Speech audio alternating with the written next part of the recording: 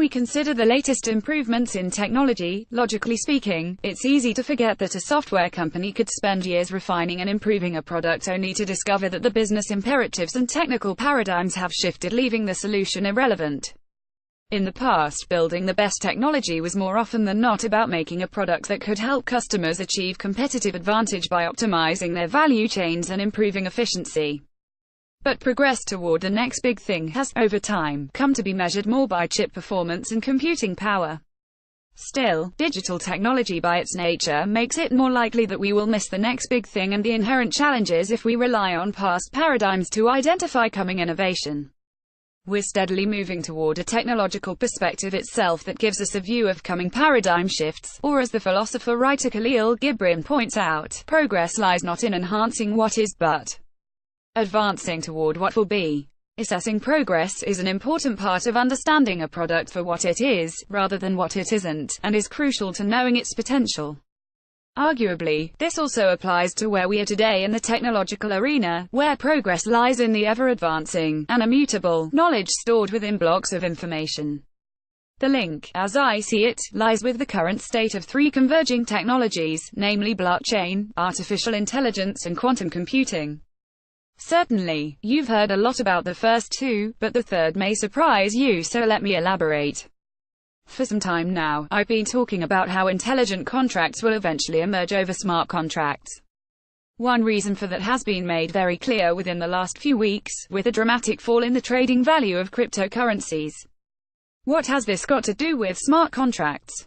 Well, to execute a smart contract, which is just a set of instructions written in code that reside on a blockchain, you need systems that run that code and have reached consensus that the data is correct. In the world of blockchain, reaching that consensus consumes actual power, energy, and power is a cost. This is, in fact, what actually drives the cost of cryptocurrencies.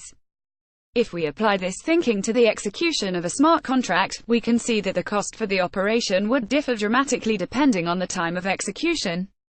The graph below reveals that the time between coding, cost projection and execution mean that you can never accurately predict the cost of the actual execution of a contract.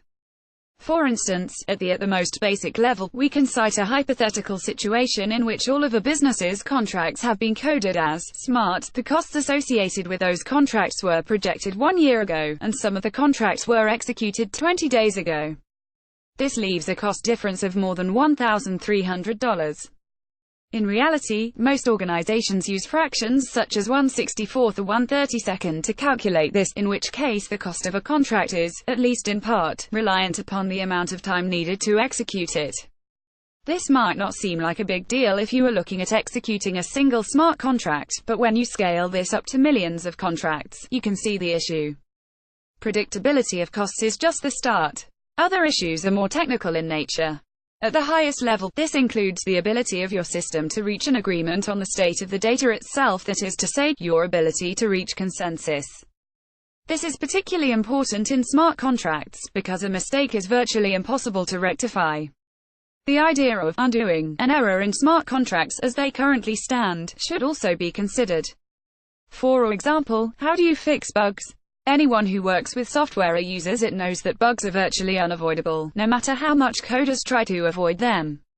With smart contracts, any mistakes or bugs take on even greater importance.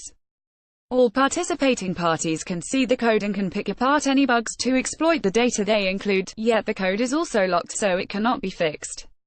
This leads to situations like the DAO and, more recently, Shadow forks, in which a poorly coded and misunderstood smart contract permanently froze $1 million of Ethereum assets. To put that into context, it's like a business suddenly having all of its inbound payments stuck in transit forever. The issue of performance against cost has recently been exposed with the code for CryptoKitties, a basic program that allowed users to create cats. That's all well and good, but the frenzy for creating coded cats consumed around 15% of available network capacity and resulted in cats selling for more than $100,000 each. This emphasizes my initial point, which is that you cannot guarantee any costs for your contracts. In addition to the actual code and cost, current smart contracts are purely logic engines, Turing complete and computationally universal no less, but still only logic. They do not allow for more advanced use of technology to account for real contractual issues, such as ambiguous language or linked dependencies and decisions. People counter that with the argument that smart contracts are supposed to remove the ambiguity from contracts, yet for all but the simplest contracts, this is impossible. As a colleague recently pointed out to me, a smart contract for payment of travel delays may sound appealing, but it's actually fraught with danger. In my view, this is why eventually, smart contracts will turn into intelligent contracts, where intelligent means not just the AI being used within the code, but also the intelligence in how we create, manage and run the systems. That is already happening with the newly released Sawtooth framework on Hyperledger. The Sawtooth framework moves away from having the code fixed and immutable on the chain, allowing bugs to be recognized and fixed, and thus avoiding the dollars being locked on the chain as well. Sawtooth also allows contracts to be written and executed within any code. That means developers can start to include AI models within the processes and systems, including more intelligence within the processes but in a safer and more secure way based on execution of code and distributed processing. In addition to this intelligent way to run code, the performance limitations of the current smart contracts infrastructure have also been virtually removed. To do this, two things were changed. However, the most important element is that of consensus.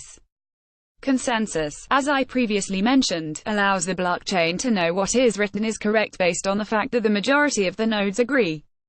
Many methods for this are available, but most systems currently use proof-of-work (POW), or proof-of-stake algorithms to achieve distributed consensus, each of which requires enormous processing power, and thus cost, to generate.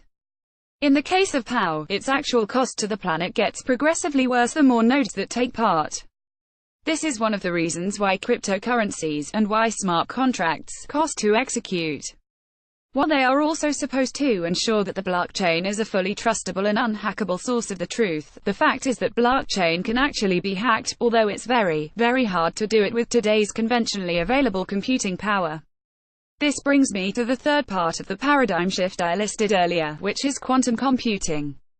With quantum computing, a node could recompute all the blocks on the chain, and write the data to a new block, before any current-day system could compute the new hash. This effectively means that proof-of-work is no guarantee of data integrity.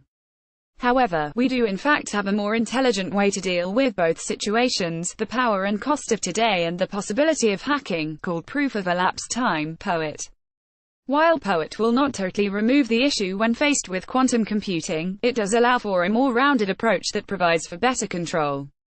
It also reduces the power consumption to a single node, and the associated costs do not increase when more nodes are added to the network. Now that's an intelligent contract. Kevin Gidney is co-founder of Seal Software. Kevin has held various senior technical positions within Lugato, EMC, Cars Xeon, Ipta and OpenText.